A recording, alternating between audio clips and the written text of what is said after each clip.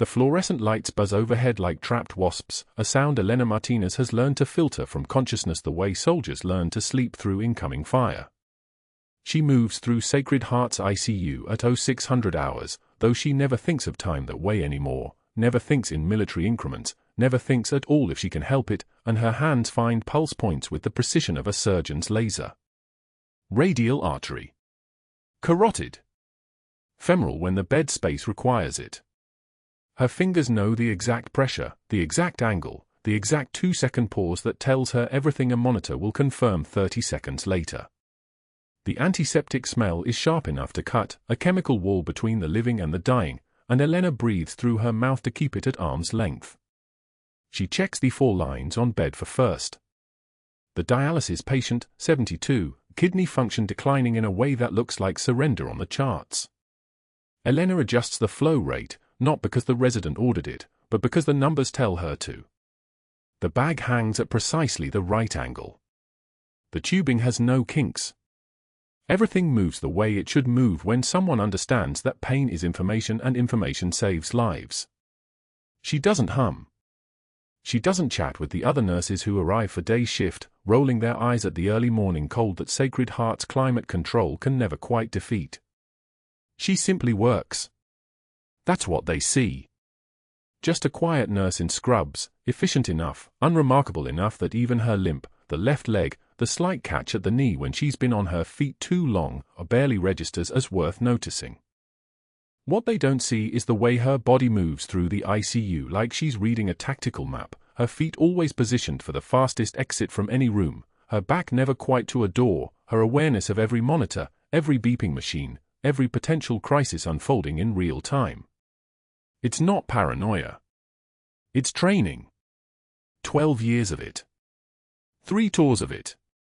And muscle memory doesn't expire just because you disappear into a new name and a new life and a cardboard box of belongings in a Raleigh apartment that still doesn't feel like home. The tremor in her left hand, the one that started in Helmand Province during the classified operation that went wrong, during the extraction that cost 2 lives and bought her silence at the highest level, only appears when she thinks no one is watching. She's careful to think no one is watching for most of the shift. By 06:15, she's checked 12 beds. By 06:30, she spotted what the day shift resident missed, a subtle change in the sepsis patient's breathing pattern, a deepening of the baseline respiratory effort that means the infection is winning again. She doesn't page the doctor. Not yet. She reviews the chart. And that's when her eyes catch on something that doesn't belong. The phantom billing code stares back at her from the billing summary. A procedure that was never performed. A diagnostic that was never ordered. It's buried in the text like a mine under sand, and Elena's mind, the part of her that ran combat triage in Helmand, the part that noticed when supply shipments didn't match inventory, the part that survived because she paid attention to things that didn't add up, flags it immediately. She scrolls back. There are 4 more. 5 more. 7 more. Ghost patients.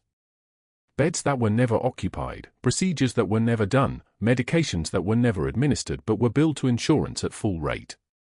She screenshots the discrepancies into her phone. Just screenshots. Just data. Just information that doesn't belong in a hospital that's supposed to be saving lives, not bleeding insurance companies for beds that don't exist and patients who exist only on paper. The numbers are specific enough to be damning. $847 per phantom procedure. 16 phantom procedures in this unit alone over the last 3 months. Approximately $13,500 in what looks like systematic fraud, though Elena knows enough not to use that word, knows enough not to accuse, knows enough to be very careful about the questions she starts asking. She doesn't know that Dr. Sterling is watching her from the nursing station. She doesn't know that his beach house in Outer Banks, the one with the private dock and the saltwater pool and the wine cellar that cost more than most people's cars, is funded by exactly these kinds of coding discrepancies. She doesn't know that Sterling has built a 7-year career at Sacred Heart on the careful, systematic inflation of procedures and the careful, systematic ghosting of insurance claims, a network of phantom billing so elegant and so buried in bureaucracy that it looks like administrative error rather than theft. What she does know, the moment she feels his eyes on her back like a pressure change in the air, is that she's just made a mistake. Dr. Sterling is tall in the way that privileged men are tall, not from genetics but from the space he takes up that belongs to other people. His watch is an Omega Seamaster, $12,000, the kind of watch you buy when you know no one will ever question how you afford it. His voice carries the weight of someone who has never been told no. He arrives at the nursing station with the kind of casual grace that comes from 30 years of being right simply because he says so, and he parks himself directly in Elena's line of sight. Martinez. Her name in his mouth sounds like an acronym for something illegal. You've been reviewing the billing codes on the ICU accounts. It's not a question. Elena's eyes don't move from the chart in front of her. The tremor in her left hand becomes pronounced for exactly 1 second before she steadies it against the desk. When she speaks, her voice has the careful flatness of someone choosing each word like a soldier choosing which items fit in a rucksack. I was checking the sepsis protocol compliance. Sepsis protocol. Sterling moves closer. He smells like expensive cologne and certainty. Interesting. Because the billing codes you flagged are in a different system entirely. A system you'd have no reason to access unless you were very specifically looking for something. Elena turns a single page. Then another. Her heart rate hasn't changed. This is the part of training that never leaves you, the ability to stay flat when the room is tilting. The codes reference bed 4. Bed 4 is occupied. Has been for 6 weeks. Legitimate admission. Sterling's smile appears like a predator breaking the surface of water. Or are you suggesting something else, Nurse Martinez? She still doesn't look at him. The morning shift is starting to arrive, shadows moving past the nursing station, coffee cups appearing, the ICU beginning its transition from night silence to day noise. It's the best time for a conversation that shouldn't be overheard, which is probably why Sterling is having it now. The phantom codes don't match the admission dates, Elena says quietly. Procedures billed for dates when the bed was empty. Medications charged on patient accounts that didn't exist. It's approximately $13,500 across 16. That's administrative error. Sterling's voice drops. The smile disappears. What replaces it is worse, a kind of cold, focused attention usually reserved for threatened predators assessing the kill. The kind of error that happens in any large hospital. The kind of error that gets corrected quietly by the finance department without involving floor staff who should be focused on actual patient care. Elena turns to look at him for the first time. It's a calculated decision. She lets him see her eyes for exactly 2 seconds, long enough to register that she's heard him, not long enough for him to see anything else. When she speaks, her voice is quieter than before. I'm reporting what I found. Sterling leans against the desk. A casual movement. Predatory grace. Are you? To whom, exactly? Because the billing department would say I authorized those codes. The finance director would say the same. And the hospital administrator is my golf partner. Where exactly are you planning to report this, Nurse Martinez? And more importantly, what makes you think anyone would believe a travel nurse with a recent hire date over a senior attending physician with a 7-year track record at this institution? The words land like ordnance. Precise. Calculated. Designed to detonate exactly where they're aimed. Elena's hand trembles again, but this time it's not the Helmand tremor. This time it's something different. This time it's the realization that she stumbled into exactly the kind of situation that got her declared dead on paper in the first place: institutional corruption, classified operations, things that people with power decide don't exist because admitting they exist requires accountability. Sterling straightens. He adjusts his watch. The Omega catches the fluorescent light and throws it back like a signal. I'm sure we'll have an interesting few weeks, Nurse Martinez. Very interesting indeed. I have a feeling you're going to be quite memorable during your time at Sacred Heart. Let's just make sure it's the right kind of memorable. He walks away before she can respond. The ICU shifts back into its rhythm, monitors beeping, ventilators breathing, the quiet warfare of people fighting infections and organ failure, and the simple fact of mortality. Elena's hand steadies. Her heart rate drops back to baseline. She returns to the sepsis protocol with the same mechanical precision she's maintained for the last 6 months since arriving in Raleigh. What she doesn't know is that Dr. Sterling is already making phone calls. What she doesn't know is that her next 4 weeks at Sacred Heart are about to become a masterclass in systematic professional destruction. What she doesn't know is that she's just proven herself to be the one person in this hospital who cannot be bought, cannot be intimidated, and therefore cannot be allowed to remain standing. And what Dr. Sterling doesn't know, what no one at Sacred Heart knows, buried under layers of classified paperwork and Pentagon-level discretion, is exactly who and what he's just picked a fight with. The morning shift fully arrives. The ICU hums with its mechanical breathing. Elena touches the faded unit patch sewn into the inside of her jacket lining, the one hidden piece of her old identity that she kept despite the orders to destroy everything, despite the burial of her records, despite the official designation of death that erased Senior Chief Petty Officer Elena Martinez from every database that mattered. She lets her fingers rest there for 3 seconds. A talisman. A reminder. A promise made to herself that some things survive erasure. She has no idea what's coming. But somewhere in the muscle memory of combat, in the part of her that learned to read threats in the way people positioned their hands and controlled their breathing, she already knows that everything is about to change. Morning rounds at Sacred Heart started the way they always did, the attending physician leading a parade of residents through the ICU like a general surveying conquered territory. Room for 12 held a Marine sergeant's family, the mother's eyes red-rimmed from 48 hours without sleep, the father's jaw clenched so tight you could see the muscle working beneath the skin. The sergeant lay in the bed between them, sedated, chest rising and falling to the rhythm of the ventilator's mechanical wheeze. Elena stood at the foot of the bed, chart in hand, her voice steady as she delivered the overnight report, vital stable, no new arrhythmias, pain management holding.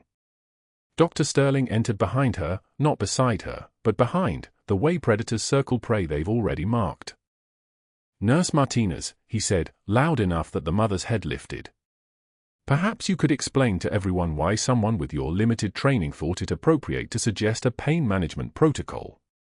The words hung in the recycled hospital air like a blade suspended above water. The 8 residents shifted uncomfortably. One looked at his shoes. Elena's hands remained perfectly still on the chart, fingers not trembling, breath not catching. She took one measured breath through her nose. The mother's eyes moved from Sterling to Elena, searching for some sign of apology, some flinch that would confirm the accusation. Instead, Elena met Sterling's gaze directly, and a single tear escaped without permission. She wiped it away without breaking eye contact. "I've held together men with worse wounds than your ego, Doctor," Elena said, her voice level as a surgical laser. "I'll survive this." The silence that followed was absolute. One of the residents actually stopped breathing. Sterling's face moved through confusion, then anger, then something darker, the expression of a man who had reached for the whip and found the target had already been tempered in fire. His mouth opened twice before any words came out. "Your incompetence is becoming a pattern. We'll discuss this further." He turned away, pivoting his parade of residents toward the next room, but Elena saw his hands clench into fists at his sides. He hadn't broken her. That was the problem. The day moved forward on rails of fluorescent light and the beeping of 100 machines. By noon, Elena pushed through the break room door with her lunch tray, a salad she'd made at home, an apple, a bottle of water. Conversation stopped like someone had hit mute. Nurse Patricia, who'd shared her sandwich with Elena 3 weeks ago, gathered her food from the counter. Nurse David, who'd asked her advice about a difficult for the day before, stood up with his coffee. One by one, they collected their belongings and left without a word. Not hostile. Not loud. Just gone. The protocol was clear. The order had come from above. Elena sat down at the empty table, moved her fork through the letters slowly, refusing to hide, refusing to eat in her car like some exile. She chewed each bite deliberately, aware of the absence around her, aware of the nurses stealing glances through the break room window before looking away. This was stage 2. This was the machine turning against her, and she recognized the machinery from before, different uniforms, same methodology. By Friday, Elena's third written warning in 7 days appeared on the public disciplinary board in the hallway outside the medication room, visible to every staff member and visitor who passed. The typed accusations were precise and utterly false: medication administration error in room 408, 1,400 hours Friday, incorrect dosage documentation. She'd been in room 407 with a patient in cardiac distress at that exact time. 3 nurses had witnessed it. The medication error never happened. The documentation failure didn't exist. But there it was, printed in the hospital's official font, signed by Dr. Sterling, dated 2 hours before the incident supposedly occurred. Elena unpinned it from the board and read it twice, then pinned it back. The paper felt thin in her hands, the kind of thin that could be used to build a case for termination. She touched the faded unit patch sewn inside her jacket lining through the fabric, just her fingers against it for 3 seconds, remembering the weight of rank, the weight of decisions that mattered, the weight of surviving things that weren't supposed to be survivable. The patch held her call sign stitched in letters so small only someone looking for them would ever see it: Reaper. That evening, Sterling caught her near the medication room just as shift change was starting. The hallway held 15 people, visitors heading toward elevators, nurses walking toward the exit, an orderly pushing a supply cart. Sterling's voice carried over all of it, pitched loud enough that every head turned. "Your incompetence is becoming a liability, clipboard," he said, the nickname landing like a fist. "I'm documenting everything. The board is reviewing your credentials. I'd suggest you start looking for other employment opportunities." Elena didn't respond. She looked at him the way you look at someone who's already lost without knowing it yet, then she walked toward the medication room with steady steps, her shoes making no sound on the tile floor. Behind her, Sterling's breathing had become audible, the sound of controlled rage trying to fit inside a surgical mask and pressed white coat.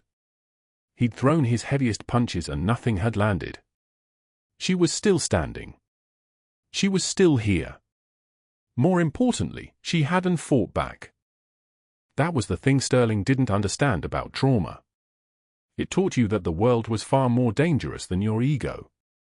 And once you'd learned that lesson at gunpoint, in the dark, with rounds impacting around you and someone bleeding out in your hands, an attending physician's condescension registered as noise, nothing more. Pain was information. And the information Elena was receiving was that Sterling was terrified, not of her, but of whatever she represented. A threat to his system. A variable he couldn't control. The shift ended at 2,100 hours. Elena was filling out her notes at the nursing station when the radio crackled from the ER desk below: Level 1 trauma, ETA for minutes. 2 vehicle collision, passenger ejected, chest trauma, respiratory distress, BP dropping. She moved toward the stairs without being called. The protocol was automatic, all hands to trauma when a critical came in. The ER doors would open. The machines would start their beeping. The body would arrive and the machinery of medicine would turn on. What Sterling didn't know, what he couldn't have known, was that the bleeding man on the stretcher was going to carry a rank insignia that would change everything. What neither of them knew was that he was going to carry the name of the man who'd pinned her son's commission before sending him into the darkness of a classified deployment that never officially happened. The ambulance bay doors burst inward at 2,104 hours, and the stretcher came through trailing full lines like a fishing net, carrying a man whose chest wall moved in terrible asymmetric rhythm, whose oxygen saturation numbers were falling in red digital letters across every monitor. The paramedic shouted vitals while running: Rear Admiral James Cortez, 62, tension pneumothorax left side, BP 78/44 and dropping, O2 sat 81%, lost consciousness en route. Elena saw the name. Her hands went still for exactly 2 seconds. That was all. Then the medical machinery took over, the part of her that had learned to move faster than thought, that had seen what happened to men when you hesitated. The Admiral's breathing had become desperate, each inhale a struggle against the weight of his own collapsed lung. In the chest cavity, air was accumulating with no way out. The pressure was building. In minutes, his heart would stop. Dr. Reeves, the ER attending, took one look at the rank insignia and suddenly remembered urgent paperwork in his office. The thoracic surgeon was stuck in weather delays, 2 hours out minimum. Another attending claimed a family emergency. The senior resident backed away, stammering about liability and protocol. Within 5 minutes, every doctor with the authority to act had found a reason to be elsewhere. The legal exposure of treating a flag officer without perfect conditions had paralyzed them into uselessness. Elena pulled the needle decompression kit from the crash cart without being asked.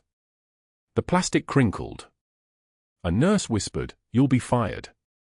Elena was already prepping the site, the second intercostal space, midclavicular line, the anatomy she'd learned not from textbooks but from doing it in sandstorm darkness with incoming rounds hammering the wire and a man's lung collapsing with every breath. Her hands moved on their own.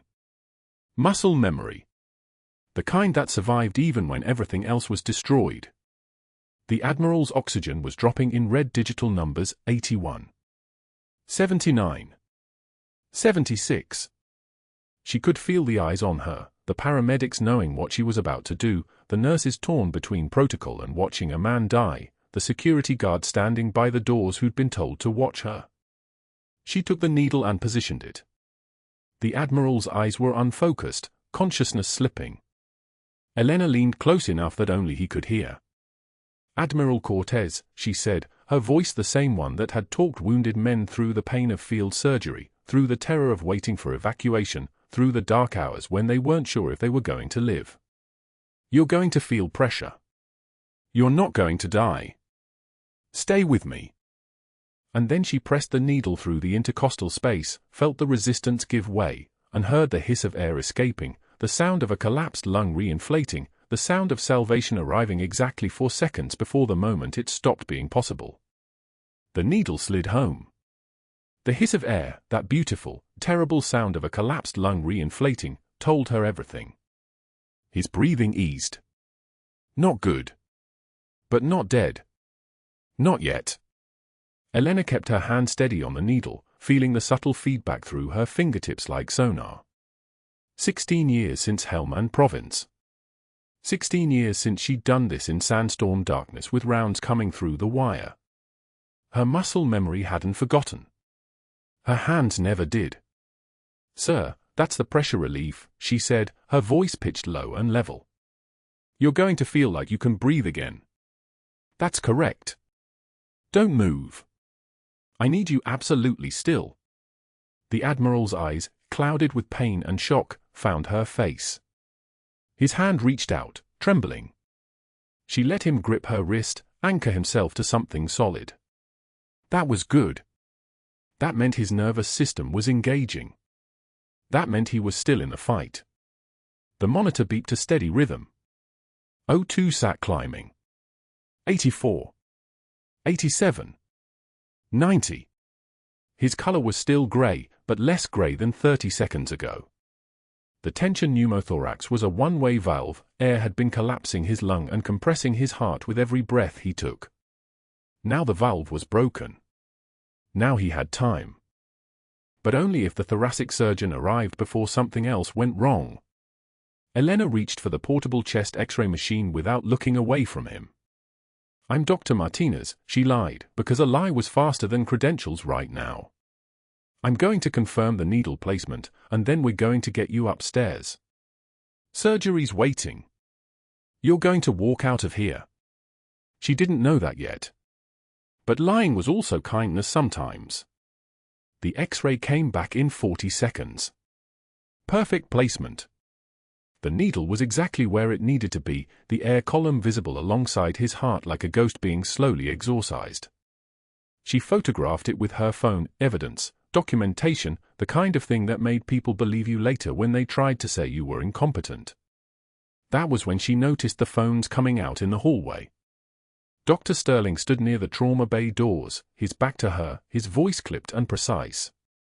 She couldn't hear words yet, just the tone, the voice of someone calling in favors, the voice of a man who'd learned that fear was cheaper than loyalty.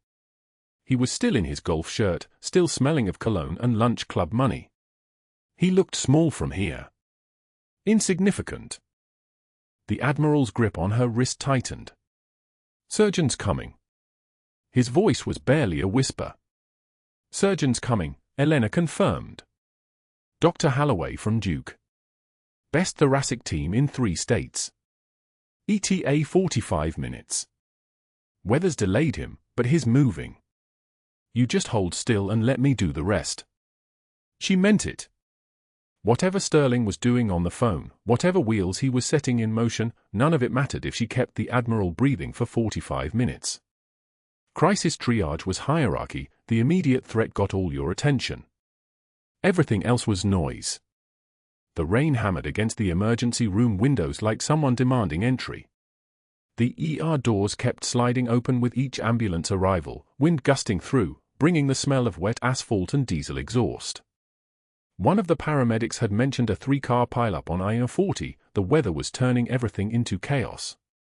Elena checked the Admiral's lung fields with her stethoscope, listening to the subtle change in air movement. Left side clear now. Right side still diminished. His breathing was shallow, compensatory, the breathing of someone whose body knew it was in crisis. She adjusted his oxygen, high-flow non-rebreather, 15 liters, the kind of oxygen delivery that made people's faces puff slightly. His skin was cool despite the blankets. Shock. His body was trying to shut down, trying to protect the core organs. She had to keep him engaged. "What's your name, sir?" "Cortez," he whispered. "Rear Admiral James Cortez." The name hit her like a physical blow. Cortez. Her son's commanding officer. The man who'd promised Marcus he'd come home safe. The man who'd stood at that pier in San Diego and saluted while the deployment orders came through. She kept her face absolutely still, just a nurse checking vitals, just another face in the machinery of emergency medicine.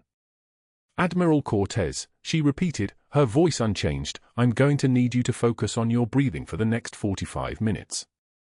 In through your nose, out through your mouth. Slow. You're doing great.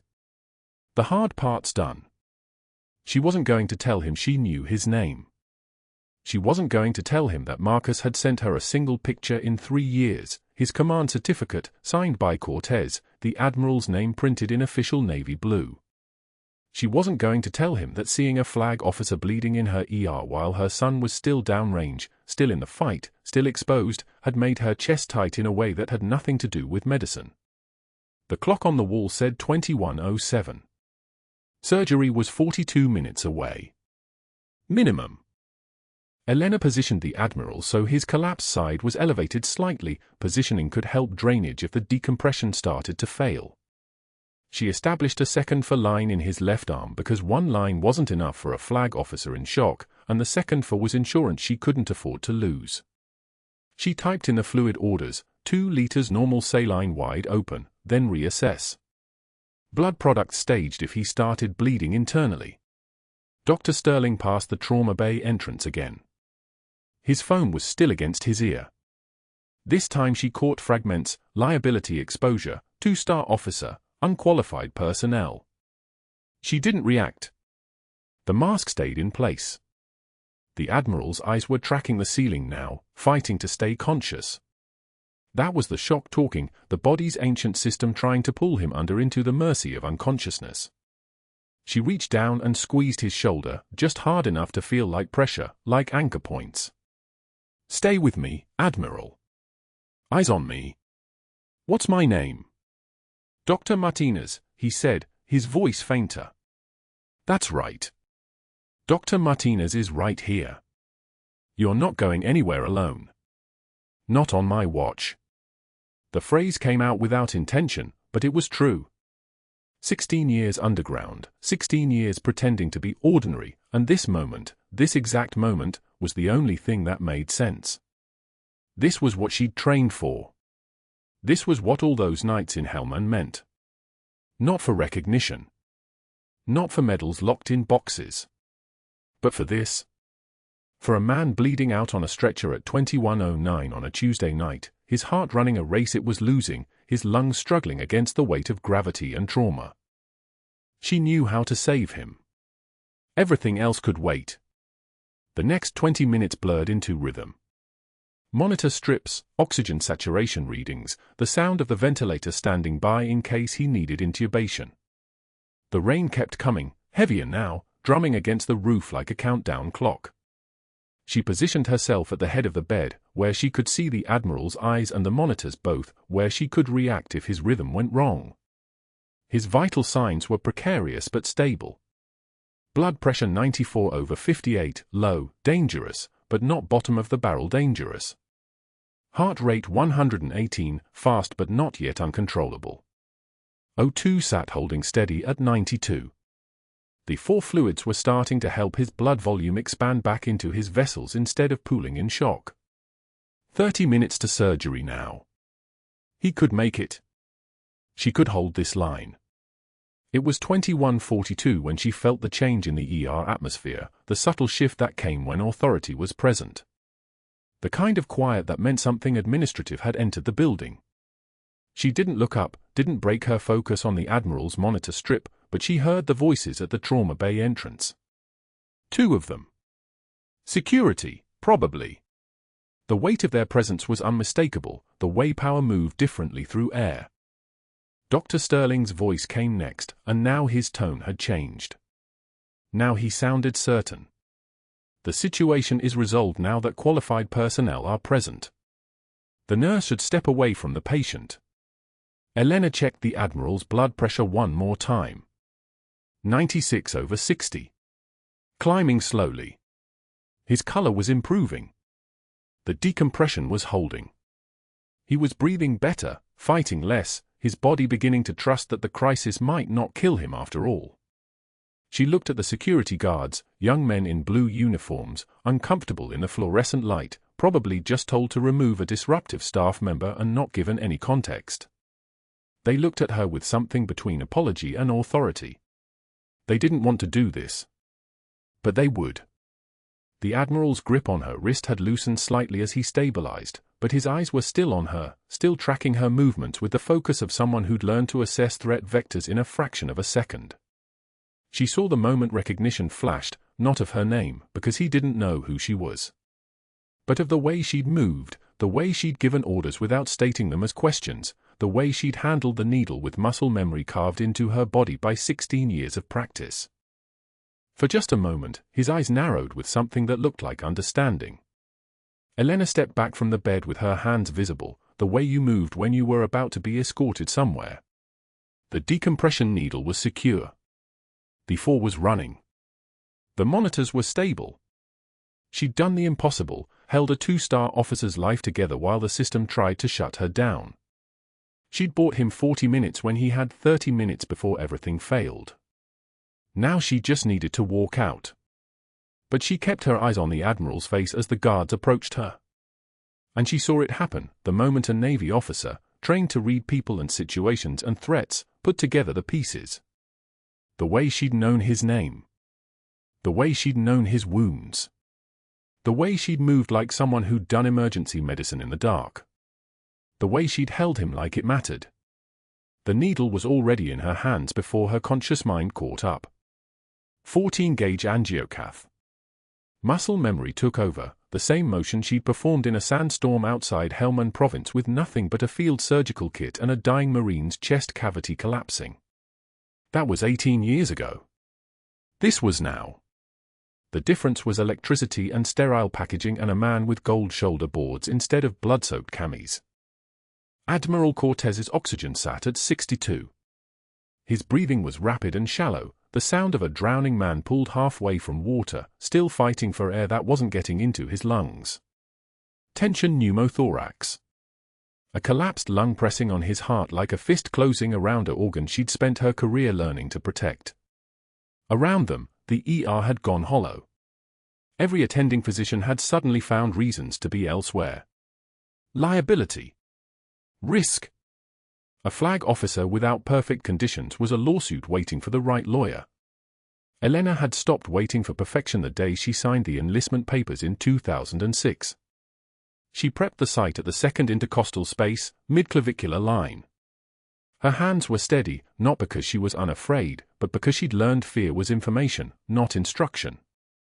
The antiseptic pad swabbed in concentric circles.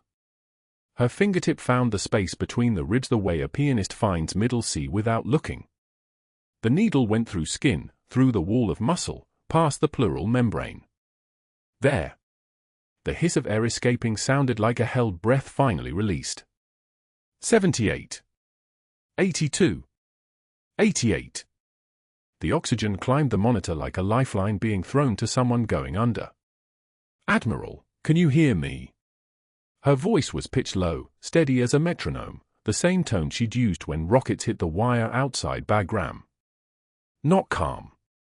Calmness was a luxury for people who hadn't been here before. This was something different. This was practiced, rehearsed, muscle memory in her vocal cords. Cortez's eyes opened. Focused. Nodded slightly. You have a collapsed lung from the accident. I've just relieved the pressure. Your heart can work again now. In about 90 minutes, thoracic surgery will take you to the OR for permanent repair. Until then, I'm going to stay right here with you, and I need you to stay very still. Can you do that for me? Another nod. His hand fumbled for the bed rail. Elena caught it gently, positioned it where he could grip something without compromising the foreline in his wrist. Her fingers lingered a moment longer than necessary, not a comfort gesture, not exactly, but the kind of touch that says, I see you. I know what this costs. She pulled a chair close to the monitor, settled into it like she had nowhere else to be, and began the vigil. For hours. That was the timeline. Thoracic surgery was backed up, weather delays inbound from Charlotte, the OR wasn't going to be ready before midnight. For hours of watching his oxygen, his heart rate, his blood pressure. For hours of sitting within arm's reach, ready to move if anything changed. For hours of monitoring a man who had been her son's commanding officer, who had pinned Marcus's commission, who had promised to bring him home safe from a deployment that had left Elena classified and dead on paper. She didn't move. Not to get water. Not to use the bathroom. Not to answer the charge nurse's questions about pain management and fluid status. Every response was brief, professional, complete. She'd learned to manage her own needs first. 18-hour operations in field conditions taught that lesson. Her bladder could wait. Thirst was irrelevant. The Admiral's chest rising and falling was everything. But that wasn't the silence Sterling was creating in the hallway. At 2,100 hours, his first call went to the hospital board chairman, a man named Hutchins who kept a golf bag in his office and a membership card to the country club where Sterling's handicap was impressive. The conversation was brief. We have a liability situation. Nurse practicing outside her scope. Treated a high-profile patient without physician authorization. No mention of every attending being unavailable. No mention of the Admiral's oxygen climbing from 62 to 94 in 4 minutes. Just, unauthorized. Dangerous. Needs immediate remediation. Hutchins listened, said something that made Sterling smile the way sharks smile, and promised to handle it. The second call went to Dr. Patricia Moulton at the State Nursing Board, a woman Sterling had fed cases to for 3 years, always with exactly the right paperwork, always with the kind of testimony that ended careers quietly. This call was longer. Sterling paced the administration hallway, voice pitched low enough not to carry. Multiple medication errors. Pattern of negligence. Scope violations. I have documentation. I have witnesses. She's a danger to patients. He paused, listening. How fast can you move on this? I'm concerned about patient safety. Not his safety. Not the fraud scheme. Patient safety. The ultimate shield. Moulton told him to send everything by morning. She'd have preliminary findings ready by noon. The third call went to HR. Sterling had a narrative ready, prepared, polished, practiced in the mirror of his office bathroom. He called the department head directly. I need you to execute termination protocols on one of our nursing staff. She's actively endangering patients. I have a written statement from a witness, a resident, actually, very credible, indicating she administered medication without verification, breached sterile protocol and failed to report a critical adverse event. HR asked which resident. Sterling named the one he knew was terrified of him. The one who'd watched a humiliation in the break room and never made eye contact again. I'll have security prepare termination paperwork, HR said. Immediate or end of shift? Immediate, Sterling said. She's still in ICU. The threat is ongoing. He hung up. 3 calls. 3 favors pulled from 3 separate power networks. By midnight, Elena would be gone. The Admiral would be abandoned to residents and rotating staff, none of them willing to take ownership of a high-profile case. And Sterling would be protected, elevated, untouchable. The billing codes would keep flowing. The beach house would stay in the family. Inside ICU Bay 7, Elena didn't know any of this. She knew only what every nerve ending in her body was telling her, the Admiral's numbers were holding. Sinus rhythm steady. His breathing had deepened and slowed, transitioning from the animal panic of hypoxia into something almost resembling rest. She let her shoulders drop half an inch, just enough that her muscles wouldn't lock, not enough to miss anything. Pain was data. Tension was a message. She'd learned to read both the way other people read subtitles. At 2,345 hours, Rodriguez appeared in the doorway. He was the head of security, a decent man with 3 kids and a mortgage who'd never asked Elena a difficult question in the 18 months she'd worked at Sacred Heart. His face now said he didn't want to be here. Ms. Martinez, you need to come with us. His voice was apologetic. That made it worse somehow. Elena didn't move from the bedside. She kept her eyes on the monitor, her hand near the fall line. He's not stable enough for transfer of care. We have orders from administration. Immediate termination for scope violations and patient endangerment. Rodriguez shifted his weight from one foot to the other, the posture of someone carrying bad news he didn't believe in. Behind him, a uniformed security officer waited. Behind that officer, Elena could almost feel Sterling's presence, though he'd stayed in the hallway, protected by distance and deniability. The Admiral's hand tightened on the bed rail. His eyes opened. He looked at Elena, then at Rodriguez, then back to Elena. His lips moved. No sound came out. But his meaning was clear: stay. Elena turned to address the terrified intern standing 3 beds down, Chen, whose hand shook during 4 starts, who'd admitted during lunch once that he'd only matched at Sacred Heart because his father went there, who'd been watching her work on the Admiral with the kind of focused attention that meant he was learning. She left the chair in one precise motion, walked to his station, and gave sign out in a voice that belonged to someone who'd taught combat field medicine to sailors in armor under incoming fire. Admiral Cortez, Bay 7. Tension pneumothorax post-motor vehicle accident. Needle decompression completed at 21:07. Oxygen current reading 94%, heart rate 103, stable sinus rhythm. Thoracic surgery is 30 minutes out from current ETA, weather delayed the OR team. He's been NPO since the accident. For access is right AC with normal saline at 150 an hour. Pain level he indicated as 3 with morphine for milligrams for at 2200. No allergies documented. Watch for any change in his breathing pattern or a sudden drop in oxygen. Any deterioration, page me immediately. You can do this. You've trained for this. He trusts you now. Chen's eyes widened. He nodded, processing. Elena's voice had changed mid-sentence. It wasn't deferential anymore. It wasn't asking. It was commanding. She removed her gloves slowly, peeled them inside out, dropped them in the medical waste bin with a soft thud. She washed her hands for the full 60 seconds under running water, not as a ritual but as protocol, the way she'd been trained. Warm water. Soap. Between the fingers. Under the nails. The sound of running water mixing with the ambient hum of fluorescent lights. When she turned off the tap, she looked at her hands for exactly 2 seconds, scarred across the knuckles, a thin white line across her left palm from a training accident in 2009, calloused in specific places from lifting, holding, working. Hands that had held lives together. She walked past Rodriguez, past the security officer, past the shadows of people pretending not to watch. She did not hurry. She did not look back. They handed her a cardboard box in the main office. It had been used to hold printer paper once. Now it would hold the evidence that she'd existed here at all. 5 minutes to clear her locker.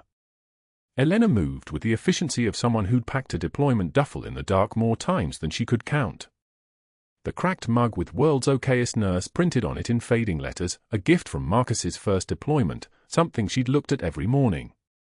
The dying succulent in a ceramic pot, brown at the edges, still somehow alive. The photo of Marcus in dress whites, gold ensign bars bright on his shoulders, smiling at something the photographer had said just before the shutter clicked. Her jacket hung in the locker. She touched the inside lining where the unit patch was sewn, barely visible, a faded bit of embroidered fabric that proved she'd served with the 160th SAW Night Stalkers for 14 years before the classified operation went wrong. The patch was all that remained. The Navy had erased the rest. At 0130 hours, Elena stood at the bus shelter on Fayetteville Street, holding the cardboard box, watching rain streak down the glass. The night bus wasn't coming for another hour. She'd checked the schedule on her phone, the same phone that no longer received calls from military numbers because her profile was classified deceased. The rain was warm. Late July in Raleigh turned humidity into a living thing. Water streamed down her face, and she stopped trying to separate tears from weather. Her composure broke the way bone breaks, all at once, the fracture spreading through what she'd been holding together. Her shoulders shook. Her throat made sounds she couldn't control. She held the cardboard box tighter and let herself disappear into the rain for exactly 4 minutes. Then she breathed. Then she stopped.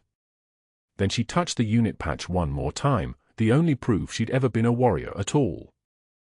The night was quiet except for the rain. Somewhere in Sacred Heart Hospital, 4 miles north, Admiral James Cortez was breathing because her hands had remembered what her country had made her forget.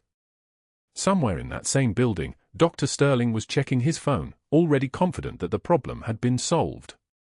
And somewhere in the darkness beyond Raleigh, Marcus was sleeping, unaware that his mother had just been erased from the institution that had tried to erase her from history. The rain kept falling. The bus would come. But Elena Martinez, the decorated senior chief petty officer, the combat medic who'd held soldiers together in the dark, the woman her own government had declared dead to protect a classified operation, was no longer a nurse at Sacred Heart Hospital.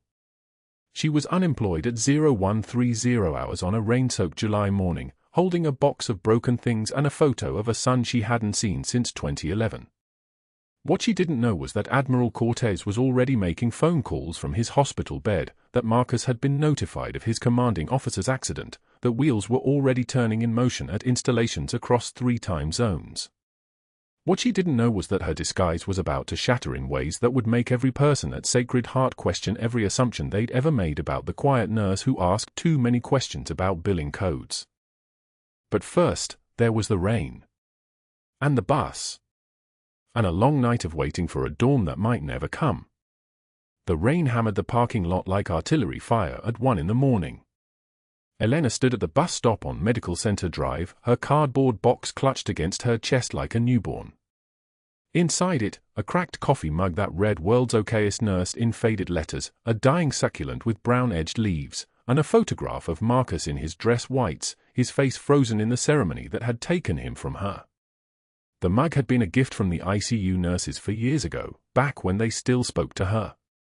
Now it was trash. Now she was trash. Her fingers found the faded unit patch sewn inside her jacket lining, a 2-inch square of embroidered delta with a lightning bolt that no one at Sacred Heart had ever seen, the only physical proof she'd ever served at all. She touched it without thinking, muscle memory from 100 nights in a forward operating base when she'd done the same thing to remind herself who she was before the world told her who she wasn't. Senior Chief Petty Officer Elena Martinez. Decorated. Classified. Dead. Dead until tonight, when a nurse named Elena was fired for exceeding her scope of practice. The bus came at 0127 hours. She didn't board it. Instead, she sat on the bench under the streetlight, rain soaking through her jacket, and waited for morning. Waited for the Admiral to wake up. Waited to see if her hands had been enough. At 0800 hours, she returned to Sacred Heart through the emergency entrance. Security didn't stop her. They'd been told to watch, not prevent. The ER smelled like it always did, antiseptic and coffee and the metallic undercurrent of blood that never quite washed away.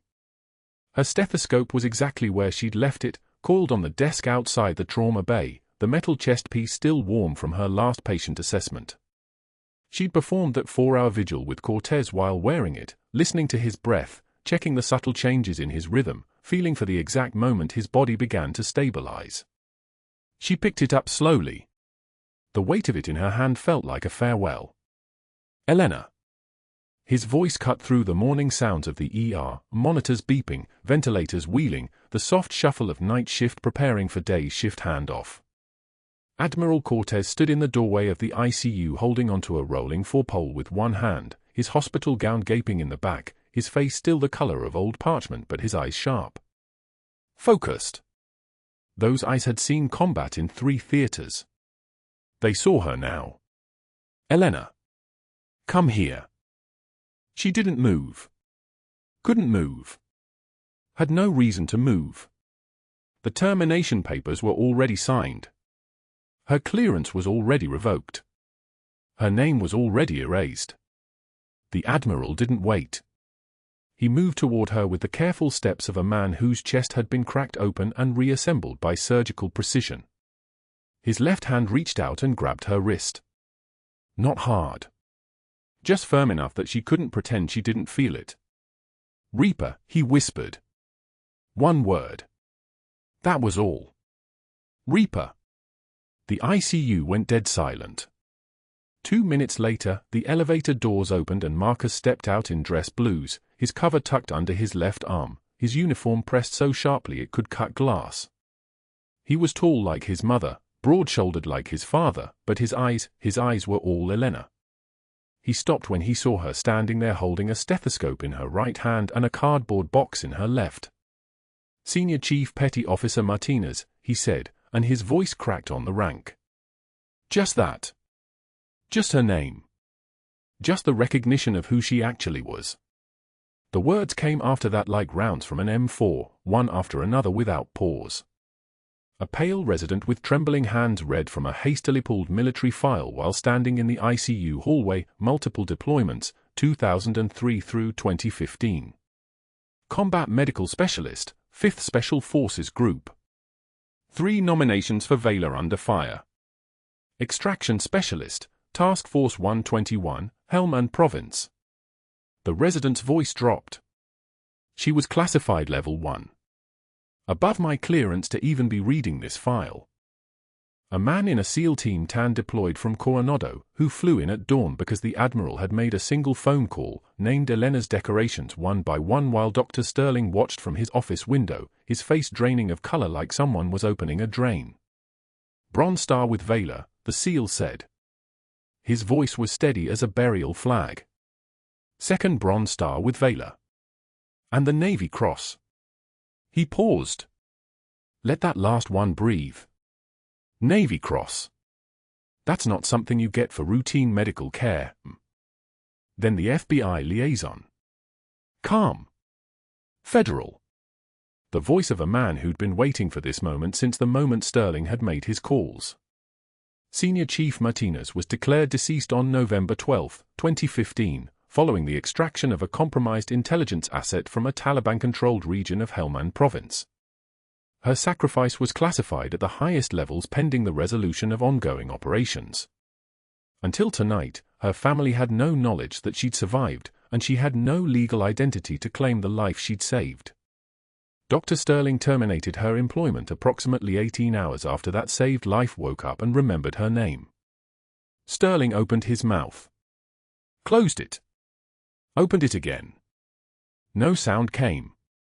The words he usually had, the confident dismissals, the bureaucratic justifications, the arrogance that had carried him through 20 years of privilege and corruption, all of it evaporated like sweat on a trauma surgeon's brow under pressure. Security arrived at his office at 1015 hours. The same guard who'd handed Elena her cardboard box of belongings at midnight, who'd avoided her eyes while following orders, now handed Sterling an identical box. The words came out almost gently, the way someone speaks to a person who's already dead inside. "I believe you know the way out, sir." Elena watched him walk past her, not the confident stride of a man who'd controlled a hospital, but the shuffled gait of someone discovering what consequences actually meant. His jaw was clenched so tight she could see the muscles working. His $12,000 watch caught the fluorescent light one last time. His beach house, his research grants, his reputation, his career, all of it crashing behind him like waves on a shore that was already washing away. "Mom," Marcus said quietly. He was still in dress blues. Still standing at attention, though no one had ordered him to. "The Admiral wants to see you upstairs. When you're ready." She was ready. She'd been ready since 2015, since they classified her sacrifice and buried her identity and told her to disappear.